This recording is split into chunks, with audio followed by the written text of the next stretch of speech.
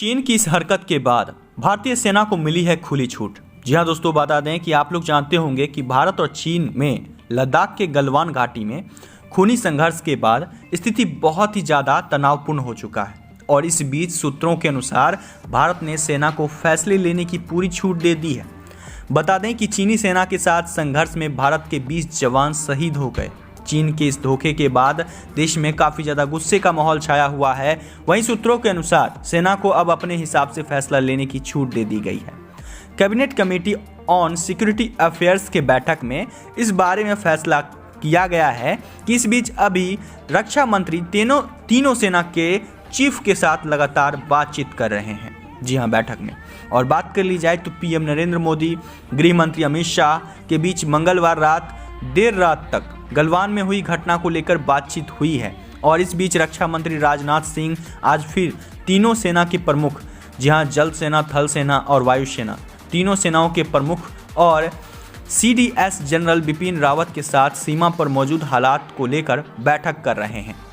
सूत्रों ने बताया है कि सरकार ने सेना को गलवान घाटी में सेना जो भी उचित समझती है वैसी करने की छूट मिल चुकी है सेना को। और बात कर ली जाए तो अब लद्दाख सीमा पर भारत और चीन के सैनिकों के बीच पिछले 1 महीने से ज़्यादा वक्त से तनाव चल रहा है। जी हाँ, ये तनाव सोमवार को खूनी संघर्ष में बदल गया और इस बीच इस संघर्ष में भारत के 20 जवान शहीद हो गए। वहीं दोस्तों, ये खबरें निकल के आ रही है कि चीन के तकरीबन 43 जवान या तो हताहत हो गए हैं या तो मारे जा चुके हैं। जी हाँ दोस्तों, ये काफ़ी बड़ी खबर निकल के आ रही है। वहीं दोस्तों, अब चीन को मुंहतोड़ जवाब देने के लिए भारत सेना को भी खुली छूट मिल चुकी है। वहीं दोस्तों, बढ़ते हैं नेक्स्ट बड़ी अपडेट की। तो चीन के साथ जो सीमा विवाद हुआ है, क्या उसके बाद भारत सरकार चीन के साथ कोई व्यापार करना पसंद करेगी? क्या व्यापार को लेकर चीन के साथ जो व्यापार हो रहा है उसको लेकर कड़े कदम उठाएगी भारत सरकार? जी हाँ दोस्तों, इसको कुछ लेकर बड़ी खबरें निकल के आ रही है। आप लोग जानते होंगे कि चीनी इन्वेस्टर्स जो कि भारत के मार्केट्स पर अपना कंट्रोल जमाना चाहते हैं। जी हाँ, बता दें कि जैसे कि आप लोग जानते होंगे कि अलीबाबा जो कि चाइना की कंपनी है, वो पेटीएम और जोमेटो में पैसा लगा चुकी है, इन्वेस्ट कर चुकी है। और टेसेंट का जो पैसा है वो ओला और स्विगी, यानी कि जिससे आप लोग खाना मंगवाते हैं ऑनलाइन, वो इस कंपनियों में इन्वेस्टमेंट है, यानी कि चाइना का ये कंपनी है। और रैपिडो और शेयरचैट जैसी कंपनियों में भी चीन इन्वेस्टर्स हैं। और बात कर ली जाए दोस्तों, तो भारत में अभी तक जो आंकड़े सामने आ रहे हैं उस मुताबिक 29 में से 16 ऐसे स्टार्टअप्स हैं किसी न किसी रूप से चीनी कंपनियों ने इन्वेस्टमेंट किया है। और कम से कम 8 ऐसे स्टार्टअप्स हैं जिसमें चीनी कंपनियों का लीड इन्वेस्टर्स है। जी हाँ दोस्तों, तो इस तरह से चाइना जो है सो यहाँ के मार्केट पर कंट्रोल पाना चाहती है। जैसे अगर बात कर ली जाए तो मोबाइल मैन्युफैक्चरिंग के भी क्षेत्र में चाइना ने अपना जैसे ओप्पो, Xiaomi जैसे फ़ोन को रखा है। और बात कर ली जाए तो दोस्तों, अब भारत जो है सो अपनी मैन्युफैक्चरिंग यूनिट्स को काफ़ी ज़्यादा बढ़ा चुका है। पहले भारत में जो फ़ोन था, ज़्यादातर फ़ोन्स जो थे सो अब चाइना से ही आते थे। जी हाँ, और बात कर ली जाए तो भारत में अब इसी मैन्युफैक्चरिंग यूनिट्स को बढ़ा दिया गया है। जहाँ पर भारत में 2014 में 2 सिर्फ मैन्युफैक्चरिंग यूनिट्स थे, अभी 2019 के बाद से बढ़कर, जी हाँ, 2019 में से बढ़कर तकरीबन 260 हो गए हैं। और बात कर ली जाए तो भारत अब मैन्युफैक्चरिंग के और असेंबलिंग के क्षेत्र में काफ़ी आगे बढ़ चुका है। भारत अब इस क्षेत्र में 26,000 करोड़ का एक्सपोर्ट करने लगा है।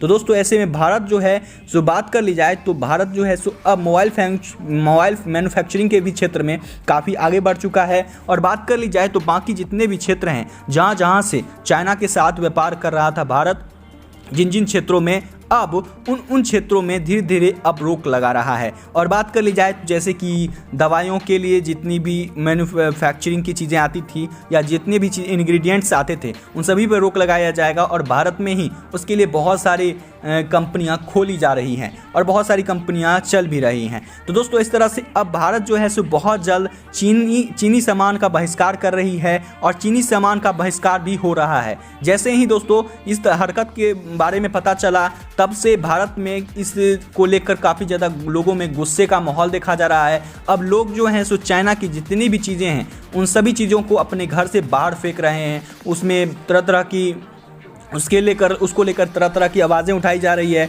चाइनीज़ सामान का बहिष्कार किया जा रहा है। तो दोस्तों आप लोग भी, जी हाँ दोस्तों, बात कर ली जाए तो आप लोग भी चीनी सामान का बहिष्कार करें, क्योंकि चाइना जो है सो अपनी जो है सो पकड़ यहाँ पे जमाना चाहता है, यहाँ के बाज़ार को कंट्रोल करना चाहता है, यहाँ की हर चीज़ पर वो अपना कंट्रोल जमाना चाहता है। तो इसके लिए, इसे रोकने के लिए, चाइना को रोकने के लिए सबसे पहले चाइना की जितने भी प्रोडक्ट्स हैं उन सभी का बहिष्कार करना होगा। तो दोस्तों इसके लिए चाइना के जितने भी प्रोडक्ट्स आ रहे हैं या किसी भी तरह से उसे आपको लगता है कि चाइना का प्रोडक्ट्स है तो कृपया वो ना खरीदें, भारत के ही सामान खरीदें, चाहे वो मोबाइल फ़ोन हो या जो भी चीज़ें हों। जी हाँ, तो बस दोस्तों इस तरह की हरकतों पर अब चाइना के व्यापार पर भी कड़े कदम उठाने वाली है सरकार। वैसे दोस्तों अब देखना दिलचस्प होता है कि आगे क्या सरकार कदम उठाती है। वैसे दोस्तों अभी तक इसको कोई लेकर कोई ऑफिशियली जानकारी नहीं दी गई है, जैसे इस पर कोई ऑफिशियली जानकारी आती है तो हम आपको अपडेट कर देंगे।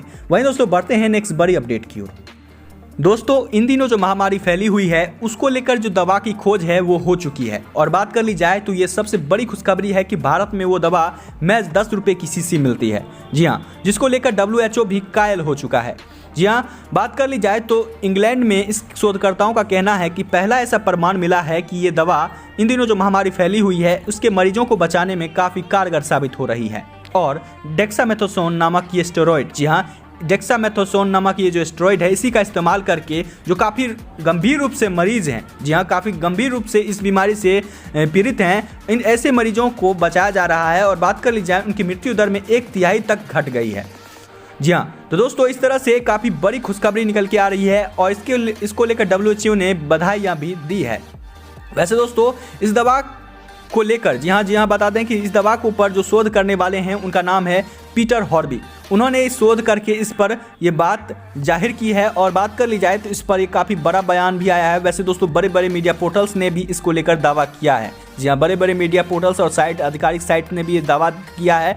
वैसे दोस्तों इसको लेकर बहुत ही आधिकारिक रूप से जानकारी सबके सामने आ जाएगी। वैसे दोस्तों ये आधिकारिक रूप से सामने आ जाती है तब से इसका इस्तेमाल करना है नहीं करना है उसके बाद डिसीजन लिया जाएगा। वैसे दोस्तों आपको क्या कहना है इस पर? वैसे दोस्तों आपको इन खबरों को लेकर कुछ कहना हो तो नीचे कमेंट्स में जरूर कहिए, और साथ ही दोस्तों ये जानकारी अपने दोस्तों के साथ जरूर शेयर कीजिए। फिलहाल दोस्तों इस रिपोर्ट में इतना ही। जैसे मेरे पास आई कोई भी रिपोर्ट आती है तो हम आप लोग को जरूर बताएंगे। अगर आप इस चैनल पर नए विजिटर हैं तो इस चैनल को सब्सक्राइब कीजिए और चैनल के साथ बने रहिए।